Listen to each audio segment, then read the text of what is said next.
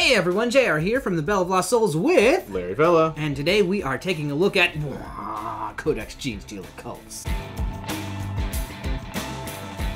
I mean, it feels like it has been coming out since early fall last year, but it's finally here, and we have a lot to look at. So you might think this is the back cover, but you'd be wrong because this is a special codex. It has the sheet of blips within it and the special 9-inch ruler.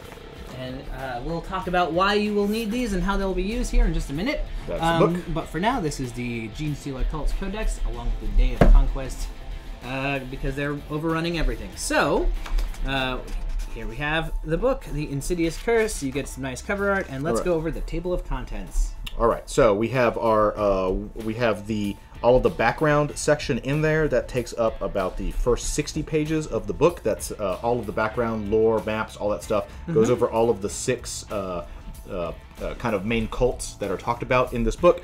Then you get the color section in the center, the Faithful Throng, and then you get all of the rules, towards the back.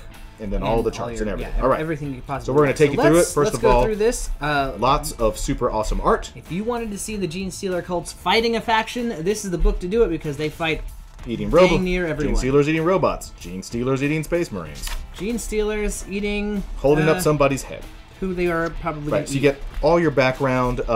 Here you get a really nice chart. This is the initial infection of a world, and then all the generations that come out of it, and when certain units are first created as part of different generations of the brood cycle. This is updated to include all of the new units that are in this book. So that's pretty exciting. Like the Kellermorph. He's in here, down there. Outriders and such. Super awesome art. Check this out. So, nice to see some new Genestealer cult art. They're getting some respect. Flip a few pages over here. We get a 2-page spread on each of the 6 main cults that they talk about. There's Cult of the Four-Armed Emperor. There's the Hive Cult. I like these guys because these are just basically guardsmen.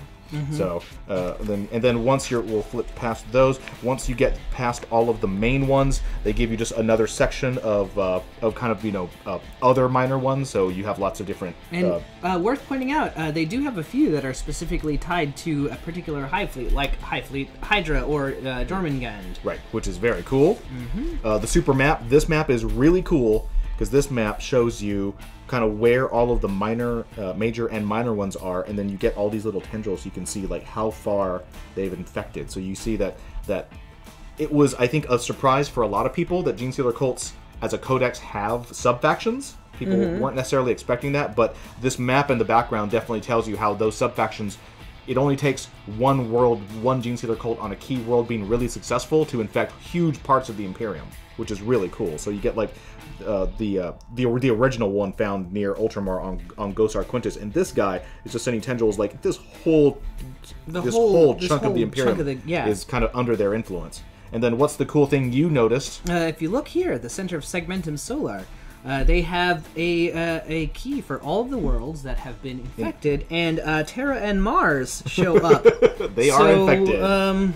Yeah, that's an interesting development. Got some problems there. You get your 4 pages of cool little spreads. What are some of the ones, your most favorite ones? I like the one where a Genestealer cultist Magus has been infested with like metal-eating parasites, so they go and find and mess with Mechanicus and Necron guys. I also like the one where they sew they sew Genestealers into meat carcasses of giant Groxes, which are just 40k cows. Yeah, so there's a meat factory, and they infect the workers, and then the workers sew Genestealer pure strains inside the bodies of the cows, and they ship them all around the Imperium. It's great. Enjoy your Happy Meal, yes. And then be happy with the forum. You get the big giant section, going over lore and background of all the new units, which is really good. There are a ton of them. They're all covered in here. We reach the center of the Codex, the Faithful Throng. This is where we get all of our color plates. So all the super sexy new miniatures are in there. The Achilles Ridge Runner, all of the, this book has a lot of new units, which is very, very good. Okay, we're going to switch over, and now we're into the rules. So this is where it starts getting real. First of all, let's talk about Cult Ambush. All right, that is going to use these handy-dandy over here. Cult Blip This is where all your blips come in handy. So how you're going to be doing it is you're going to be putting blips down in your deployment zone for all of your units. And you also have a choice of taking your normal infantry or bikes and just putting them into normal reserve, and they can just pop up within 9 inches later in the game.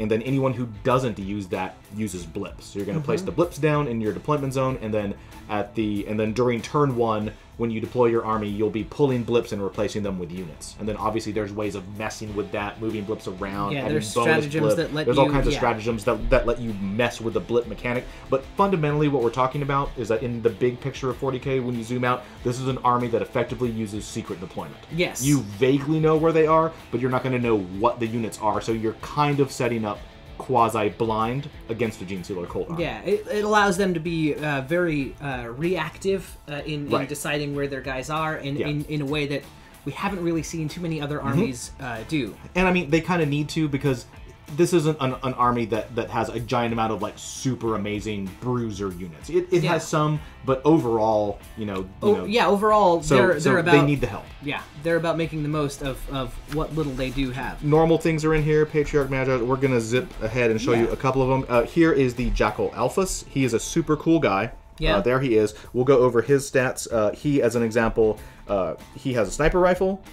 He can have a blasting charge too. The main reason you're going to be taking him is that, first of all, he's hard to hit, so he's -1 for ranged attacks against him, and he can, with his sniper rifle, he can target enemy characters, and that's a good weapon. Yeah, it's strength 4, AP -2, and AP -2, D3 damage. And it does, and it can inflict an additional mortal wound as well, under certain conditions. And then he has priority target sighted, which is really neat. At the start of your shooting phase, you select an enemy unit that's visible and within 36 inches of him, and until the end of the phase, add +1 to all to hit roll attacks for friendly cult units that target that same enemy unit if they're within 6 inches of him, or 12 if they're bikers. So this guy is great to say stand next to a Lehman Russ or something really that can really reach out and hurt people. He's got a better marker light than the Tau. Yep. Normal guys. Then you have more of the normal guys. You'll find all of the new units that are included in here in this book, and there are a lot. We'll take a look at the Kellermorph, the Nexos, and the Biophagus. Yeah, That's these three of the new units. These are all different supporting characters in their own ways. As you can tell, these guys are all relatively budget. You can even tell, even based on their power level 2s and 3s, these are not really expensive guys in terms of points and either. They will die because not one of them has more than 4 wounds or toughness 3. You're going to have to be really careful, relying on the fact that they're characters, and using some of your stratagems to stitch them up mid-game. Yes. If you want to keep most of your guys alive. The Kellermorph, he's your super gunfighter. He's that miniature that everyone really likes. And he's good. He's got 3 pistols, so he gets 6 shots. Every time he hits with one of those shots, he gets a bonus shot. So you can get potentially 12 shots with this guy. And he does hit on a 2. So pretty good. So he's a neat little gunslinger, and he has a secondary aura of he makes people around him have higher leadership. The Nexus is a great command point battery. He will generate command, or allow you to generate command points or regain them anytime you or your opponent spends a command point on a stratagem. You have to roll a 6, or if he's got a special friend along with him, it might be a 5. The Biophagus is effectively a little mini Genestealer cult version of Fabius Bile. Yeah. He gets to upgrade a unit of aberrants, and then you roll on a chart, and they get better stats, similar to Fabius Bile or combat drugs. Right. From the Dark Eldar. Worth pointing out, the Abominant is also an aberrant, so you can really juice up your punchy unit. Your super bruiser guy. One of the few bruisers that this army has. And then we'll show you these two. Yeah. So the Achilles Ridge Runner, this is the new really nice truck that they have there. Kind of on the same level, roughly, as a Sentinel. It has a toughness 5 and 8 wounds. Not quite as tough as a Sentinel, but a couple more wounds. It is very fast, 14 inches. Right. And it has it comes with 2 heavy stubbers and a heavy mining laser. You can give it a mortar, so it has indirect fire, and you can give it other things. The heavy mining laser, I think, is where it's at. So, JayArr, talk a little bit about it. Is that. So it's basically like a las cannon, but it's got D3 shots instead of 1, and it's only got a 36-inch range. But that honestly is going to be whatever you want to hit. especially with its 14-inch movement. Now, it's interesting that the fast vehicle has nothing but heavy weapons and no way to counteract that, so you're still going to be hitting on 5s if you move. But it also gets a scout move, which is nice. So it does get its free 14-inch move before the game starts. And it also comes with nice. With a couple of upgrades systems that you can take along with it, some war gear. Yep. It can either have a flare launcher, which gives it a feel no pain kind of a thing, a survey auger, which means that it can shoot at things without the benefit of cover, or a spotter, which just flat out gives you 6 inches extra range on all your weapons, which is really nice on the 36-inch range. Yeah. Heavy mining laser. So interesting. It's giving the Genestealer cult army kind of a unique heavy weapon fast vehicle, so that they don't have to rely as much on guard allies. And let's go ahead and flip through. So that all in all, you get all the new stuff, and all the old stuff is here with updated data sheets. Right. You got new Brood Brothers, new cult guard tanks, and all that stuff is all here, so you don't have to have a whole bunch of different codexes just to run your special guard units along with them.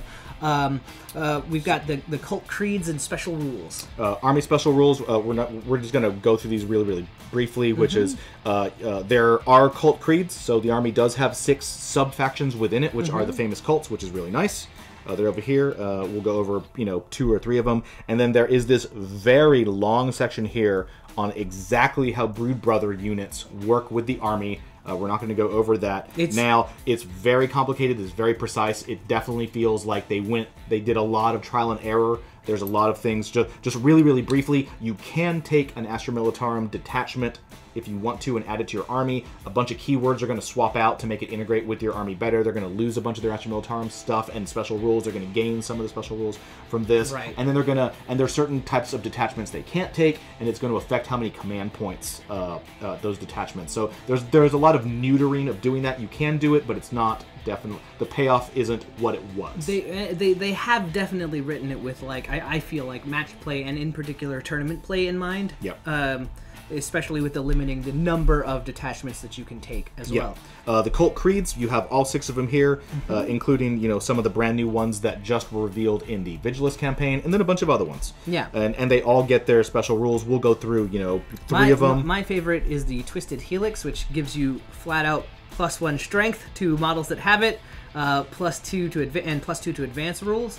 That's really nice. If you want a melee army, that is honestly one of the best ways to do it. Bladed Cog, everybody has a 6-up invulnerable. That is because the Bladed Cog are specialized. They infect Forge World, so they have been augmenting themselves and infecting servitors and all kinds of weird. So they have their cybernetic. They're cyborg Genestealer hybrids, so they're just a big mismatch of all kinds of crazy stuff. And then, of course, there's the Cult of the Four-Armed Emperor, which gets to add 1 to advance and charge rules made for units with the Cult Creed until the end of the first battle round. After the second battle round, whenever they come up from ambush, they get +1 to advance and charge as well. So really nice. You get some cool stuff. We're going to go over these stratagems. We'll go over. There's a whole bunch of them. There is a 3rd page. Yeah, there's a ton. I'm going to go over some of my favorite ones. A perfect ambush. This is a big one. It's 3 command points. You use it in the movement phase immediately after you set up infantry or bikers from using the cult ambush ability. And when you do, they can move d6 inches even though they just arrived, and can shoot as if it was your shooting phase, and it does not prevent them from shooting or making a charge in the charge phase. So this is your big whammy. They show up in your face and then immediately get into the enemy army, but it's 3 command points. My favorite, of course, or not my... One of my favorites is, of course, the continuing theme that all cultists are innumerable. Yes. Cult reinforcements is basically Tide of Traitors, but for Genestealer cultists. So if you're a cult in the 40k world, there is no stopping you. You could always just scoop your guys up before they get destroyed and set them back up. It's a little different. It's 1 command point. It's cheap. And you only get a D6 units back. Its D6 models are just added to the unit. Yes, so it's just dudes back. It's not the same, but it's the same like idea, you know, of like we have. I think it's really efficient, is what it is. For one command point, you're going to be using that a whole lot, and then the other thing you're going to be using a whole lot is the one command point hypermetabolism, which is you use it on a Genestealer cult character, and they just get D3 wounds back. Yeah. So you're going to be using that a lot to keep all those little minor characters alive because they're going to make your army work. And of course, we have their Broodmind discipline, which is now a full psychic discipline and gives you some pretty cool stuff to help you eke out more. They're basically all about leveraging every last advantage they can on kind of average or below average guys to really hit. And these some psychic of them powers are really good. There's a lot of these are very similar to psychic powers that we've seen before. Yeah.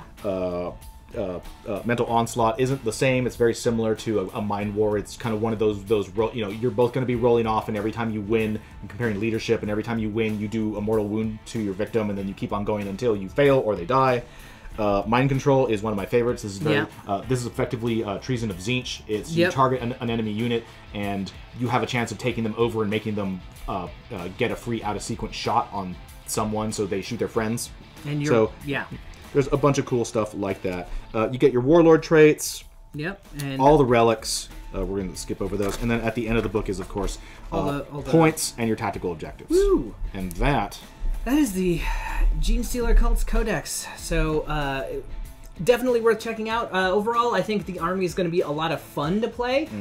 It's hard to say how good it'll be. I think this one's got a higher skill cap than other armies. Yeah, I think this is a complicated... This is the most divergent of any of the armies in 40k. It works very differently, and it just plays very differently. It's going to be an army that, you know, there isn't another army in the game that you're deploying against blind. There isn't another army in the game that's going to be popping up that just naturally gives the ability to deep strike to all of its infantry and bike units. Right. So this is an army that's just going to be all over the place, and you're gonna, you know, it is an army that's going to force a lot of errors on the opponent's part, but at the same time, that's balanced against the fact that the army fundamentally, this is not, you know, a nutcracker army. It doesn't have a crazy amount of these super badass units. So it has to have something to help it out. And it'll be really, like, I think a good... If you like capitalizing on mistakes that your opponent makes, this is the army for you, because it's a great teacher for that as well. Yeah, I think it's going to be a very opportunistic playstyle for it. You're going to have to really... It's not one of those armies that's like, I'm going to deploy in this one way, and then this is how I'm going to fight the game, and here's my plan. It's going to be an army that really has to kind of... It has to kind of play by the seat of its pants. And we'll be telling you more about it all this week, so be sure and check it out. In the meantime, I'm JayArr. And I'm Larry. We're both from the Bell of Lost Souls. Thanks for watching.